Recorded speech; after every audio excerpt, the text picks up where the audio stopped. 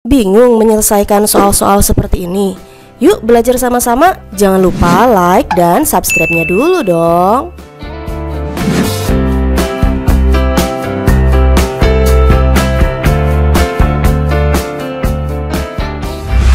Masih mempelajari listrik dinamis, kali ini kita akan membahas tentang hukum Kirchhoff. Hukum ini dipopulerkan oleh seorang ilmuwan fisika asal Jerman yang bernama Gustav Robert Kirchhoff. Terdapat dua hukum Kirchhoff, yaitu hukum 1 Kirchhoff dan hukum 2 Kirchhoff. Tapi di pembahasan untuk tingkat SMP hanya dipelajari hukum 1 Kirchhoff ya. Bunyi hukum 1 Kirchhoff adalah jumlah kuat arus yang masuk dalam suatu percabangan akan sama dengan jumlah kuat arus yang keluar dari percabangan tersebut. Atau bisa dilambangkan seperti ini. Sigma IM sama dengan sigma IK. Atau jumlah arus yang masuk akan sama dengan jumlah arus yang keluar. Untuk lebih memahami, perhatikan soal-soal berikut ini. Untuk soal nomor 1, jika arah I4 keluar dari titik P, berapakah kuat arus yang mengalir pada rangkaian I4? Nah, adik-adik lihat ya rangkaian listrik berikut. Untuk I1 dan juga I3 masuk ke titik cabang P, sedangkan I2 dan juga I4 keluar dari titik cabang P. Rumus yang kita gunakan adalah rumus hukum 1 Kirchhoff ya. Sigma IM akan sama dengan sigma IK, atau jumlah arus yang masuk akan sama dengan jumlah arus yang keluar. Untuk arus yang masuk antara lain I1 dan juga I3. Jadi I1 ditambah I3 akan sama dengan jumlah arus yang keluar adalah I2 dan juga I4. I1-nya adalah 2 ampere ditambah I3-nya adalah 5 ampere. Akan sama dengan I2-nya adalah 4 ampere ditambah I4. I4 ini yang kita cari ya. 2 ampere ditambah 5 ampere adalah 7 ampere. Akan sama dengan 4 ampere ditambah dengan I4. Untuk mencari I4 adalah 7 ampere dikurangi dengan 4 ampere, sehingga I4 adalah 3 ampere. Nah, jadi jawabannya arus yang mengalir pada rangkaian I4 adalah 3 ampere ya adik-adik. Mudah kan?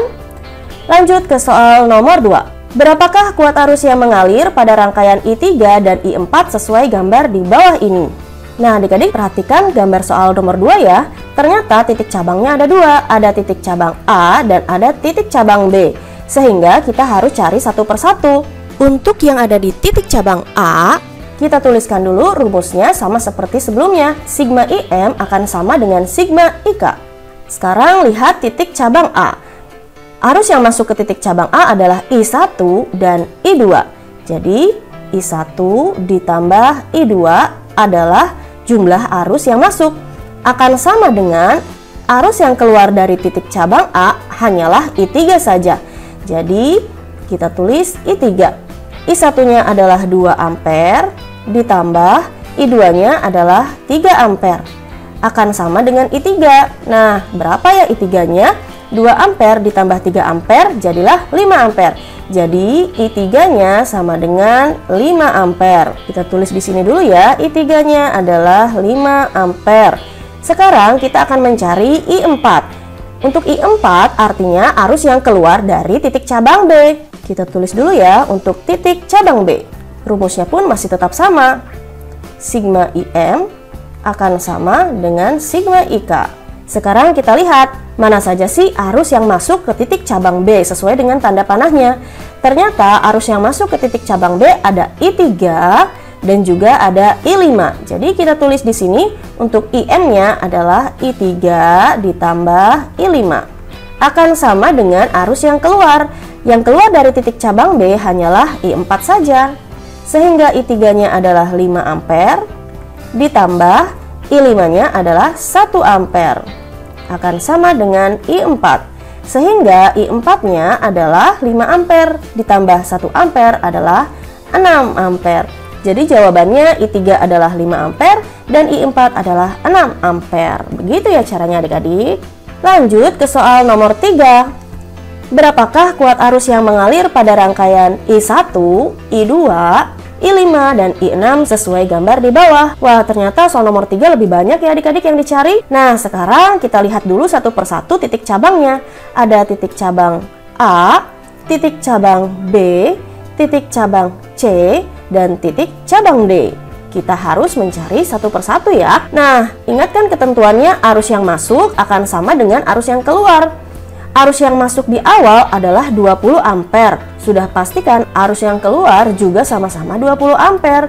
Nah, I6 ini adalah jumlah arus yang keluar ya adik-adik. Sehingga I6 sudah bisa dipastikan jumlahnya adalah 20 ampere. Karena sama dengan arus yang masuk 20 ampere juga. Nah, sekarang kita harus mencari yang lebih mudah nih adik-adik. Kalau kita cari I2, ini agak susah karena I1-nya belum ketemu. Jadi, cara yang harus kita lakukan adalah mencari arus di titik cabang D dulu ya adik-adik. Karena I6 sudah diketahui, I3 sudah diketahui, yang dicari hanya I5 saja. Jadi, untuk yang pertama ini kita akan tentukan I5 yang masuk ke titik percabangan D. Untuk arus yang masuk ke titik cabang D adalah I5 dan juga I3. Oh iya, kita tulis dulu ya, rumusnya sama seperti yang tadi. Sigma IM akan sama dengan sigma IK. Arus yang masuk ke titik cabang D adalah I5 dan I3. I5 ditambah I3 akan sama dengan arus yang keluar. Yang keluar dari titik cabang D hanyalah I6. I5-nya yang kita akan cari ditambah I3-nya adalah 6 ampere akan sama dengan I6-nya adalah 20 ampere. Sehingga untuk mencari I5 adalah 20 ampere dikurangi 6 ampere. Jadilah I5-nya adalah 14 ampere. Tulis dulu ya di sini. I5-nya adalah 14 ampere. Nah, sekarang kita cari arus yang mana lagi ya? Untuk yang lebih mudah berarti kita akan mencari I2 dulu ya. Karena I4 sudah diketahui masuk ke titik cabang C dan I5 sudah diketahui juga keluar dari titik cabang C. Sehingga tahap yang kedua kita akan mencari arus yang masuk ke titik cabang C. Rumusnya pun masih sama, sigma IM akan sama dengan sigma IK. Arus yang masuk ke titik cabang C adalah I2 dan juga I4. Dan arus yang keluar dari titik cabang C hanyalah I5. Sehingga I2 ditambah I4-nya adalah 8 ampere akan sama dengan I5-nya adalah 14 ampere. Jadi I2-nya adalah 14 ampere dikurangi 8 ampere. Jadi I2 adalah 6 ampere. Nah, kita tulis dulu di sini ya, I2-nya adalah 6 ampere. Sekarang kita akan mencari I1. I1 terletak di percabangan A. Jadi, untuk titik cabang A, sigma IM akan sama dengan sigma IK. Arus yang masuk ke titik cabang A hanyalah I saja. Sama dengan arus yang keluar dari titik cabang A adalah I1 dan juga I2. Sehingga I-nya adalah 20 ampere sama dengan I1 yang dicari ditambah I2-nya adalah 6 ampere. Sehingga untuk mencari I1 adalah 20 ampere dikurangi 6 ampere. Jadi I1-nya adalah 14 ampere. Nah, sudah ketemu kan semuanya? Untuk I1 14 ampere, I2 6 ampere, I5 14 ampere, dan I6 20 ampere. Soal yang terakhir yaitu nomor 4. Jika diketahui I1 sama dengan 3I3, berapakah besar nilai kuat arus pada I1, I2, I3, I4, dan juga I5? Soal nomor 4 jauh lebih banyak ya dibandingkan soal sebelumnya. Kita tuliskan dulu yang diketahuinya adalah I1 sama dengan 3I3. I1 itu sama dengan 3 kali lipatnya dari I3. Untuk mempermudah, kita buat dulu ya titik-titik percabangannya. Untuk cabangnya ini kita anggap titik cabang A. Untuk yang ini adalah titik cabang B. Untuk yang ini adalah titik cabang C. Dan yang terakhir adalah titik cabang D. Pertama, kita harus mencari jumlah kuat arus yang ada di titik cabang A terlebih dahulu ya. Rumusnya masih tetap sama. Sigma IM akan sama dengan sigma IK. Arus yang masuk ke titik cabang A adalah 10 ampere. Nah, adik-adik, karena di soal ini tidak dituliskan tanda panahnya, sehingga kita anggap semua arusnya mengalir ke sebelah kanan ya. Jadi, arus yang masuk ke titik cabang A adalah I saja. Dan arus yang keluar dari titik cabang A adalah yang 8 ampere ditambah dengan I3. Jadi untuk I-nya adalah 10 ampere akan sama dengan 8 ampere ditambah I3. Sehingga nilai I3 adalah 10 ampere dikurangi 8 ampere. Jadi nilai I3-nya adalah 2 ampere. Sekarang kita akan mencari arus yang berada di titik cabang D dulu ya. Kenapa di titik cabang D? Karena I3-nya sudah diketahui yang masuk ke titik cabang D, kemudian untuk I5 sama dengan arus yang masuk ke titik cabang A, sehingga I5 sudah bisa dipastikan 10 ampere. Jadi tahap yang kedua ini kita akan mencari arus yang berada di titik cabang D dengan rumus masih tetap sama. Sigma IM sama dengan sigma IK. Arus yang masuk ke titik cabang D adalah I3 dan juga I4. Dan arus yang keluar dari titik cabang D adalah I5, sehingga I3-nya 2 ampere ditambah I4 yang kita cari akan sama dengan I5-nya adalah 10 ampere. Sehingga I4-nya adalah 10 ampere dikurangi 2 ampere. Jadi I4 adalah 8 ampere. Kita tuliskan dulu di sini ya, I4-nya adalah 8 ampere. Nah, sekarang kita tinggal mencari arus yang berada di titik cabang B untuk menentukan berapa nilai I1 dan juga berapa nilai I2. Untuk I1, karena I1 adalah 3 kalinya I3 dan I3-nya adalah 2 ampere, sehingga I1 ini sudah bisa kita tentukan ya adik-adik. I1-nya adalah 3 kali, I3-nya adalah 2. Jadi 3 dikali 2 adalah 6 ampere. Jadi kita tinggal mencari I2 ya.